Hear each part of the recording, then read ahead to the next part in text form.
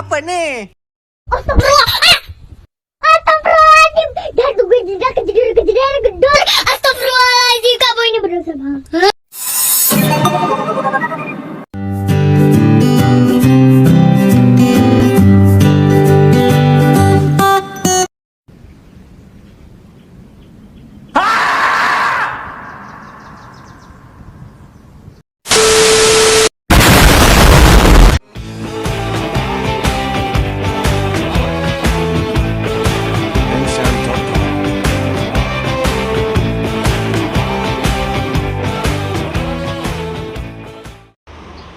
Assalamualaikum warahmatullahi wabarakatuh. Saya Hana Hanifah dengan NIM 21010211000024. Di sini saya akan menjelaskan materi tentang perang salib.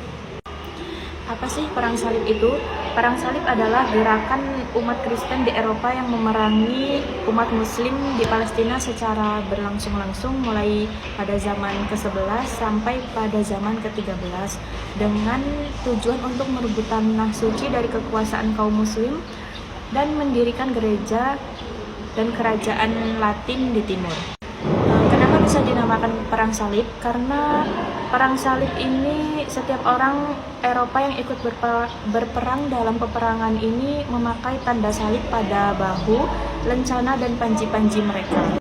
Perang salib ini pada hakikatnya bukan perang agama, melainkan perang merebut kekuasaan kawasan. Hal ini dibuktikan bahwa tentara salib dan tentara muslim saling bertukar ilmu-ilmu.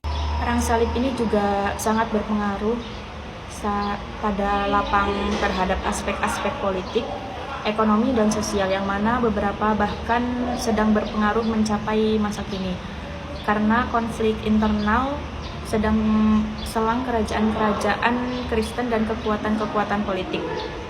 Beberapa ekspedisi perang salib ini bergeser dari tujuan semula dan hasilnya dengan dijarahnya kota-kota Kristen termasuk kota Bizantium, Konstantinopel, kota yang paling maju dan kaya di benua Eropa ketika itu.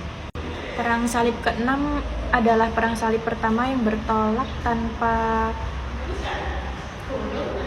restu resmi dari gereja Katolik dan dijadikan contoh preseden yang memperbolehkan penguasaan lain untuk secara individu menyerukan perang salib dalam ekspedisi berikutnya ke Tanah Suci. Istilah ini juga digunakan untuk ekspedisi-ekspedisi kecil yang terjadi selama masa zaman ke-16 di wilayah luar benua Eropa, biasanya terhadap kaum pagan dan kaum non-Kristiani untuk gagasan campuran selang agama, ekonomi, dan politik. Skema penomoran tradisional atas perang salib memasukkan 9 ekspedisi leluhur ke Tanah Suci selama masa zaman ke-11 mencapai pada masa zaman ke-13.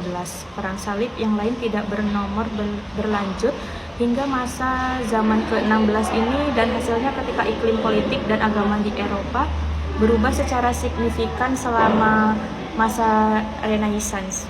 Sekian penjelasan materi tentang perang salib dari saya.